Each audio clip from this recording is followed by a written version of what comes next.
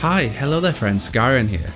If you're new, then welcome to this channel, and if you're a returning subscriber, welcome back. This week, we're looking at another 10 times The Sims fans went too far, part 6. Again, a little disclaimer, I'm pretty sure some of these have mods attached to them, because some of these things just aren't possible normally.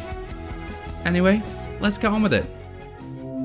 Number 1. I'm not usually cruel to my Sims, but I once starved a random pedestrian just trying to pass in front of my house. After she died, well, she was pissed I guess, because after that she wouldn't let my Sim eat. Every time my Sim would sit down to eat, the ghost would pop up through her spaghetti and scare her. This happened again and again, until my Sim actually died of hunger, just like my poor victim had. It gave me chills. I never killed a Sim again after that. Number 2. In the original Sims, I had a family of 4, with a bunch of hours put in. I invited a neighbour over. He tried cooking.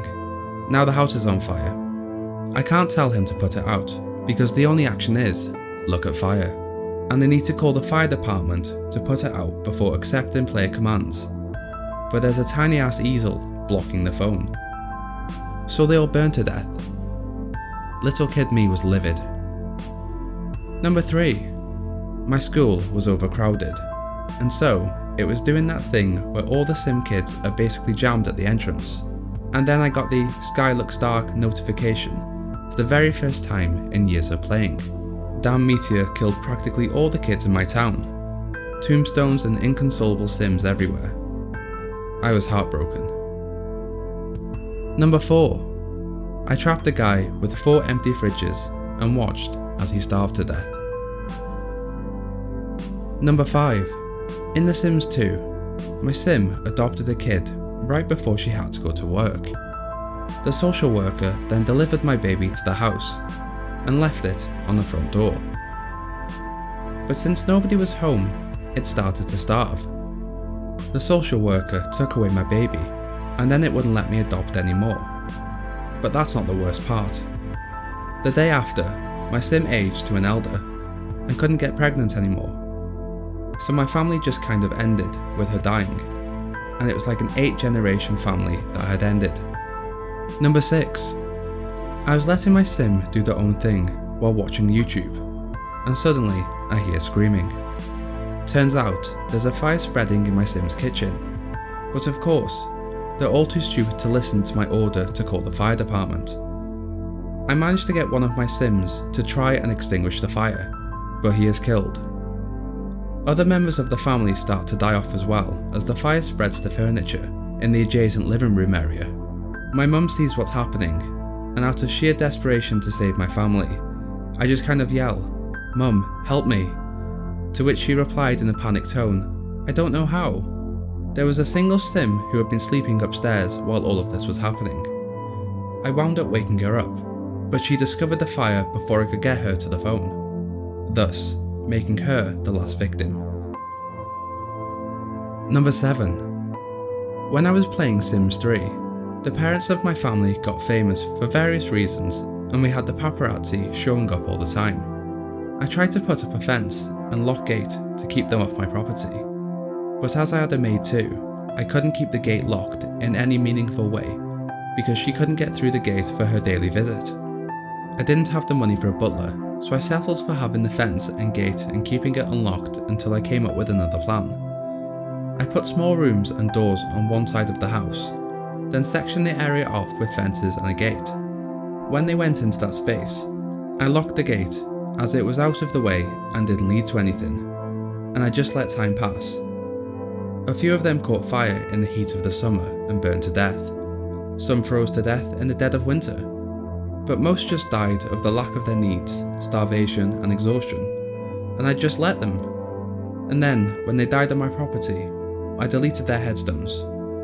Eventually, the game stopped spawning them because all of the NPC Sims had other jobs. Number 8.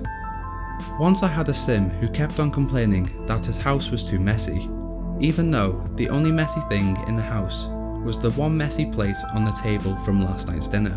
But he wouldn't clean it himself and kept on being grumpy. So I hatched a plan. I waited till he went to take a shower, then I completely surrounded the shower with a wall, but left enough room for there to be a phone on the wall. I then made all of the walls around the shower into windows that went from the floor to the roof.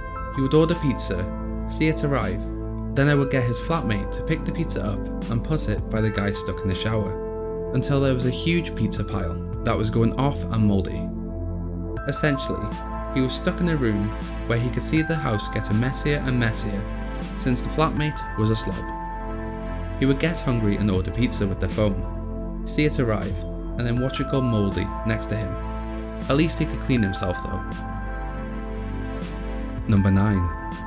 I hated Angela Pleasant, so I locked her in a room in The Sims 2 to try and kill her. But then, the house caught on fire, and we had no smoke alarm. So everyone in the house died except for her, because the death room protected her.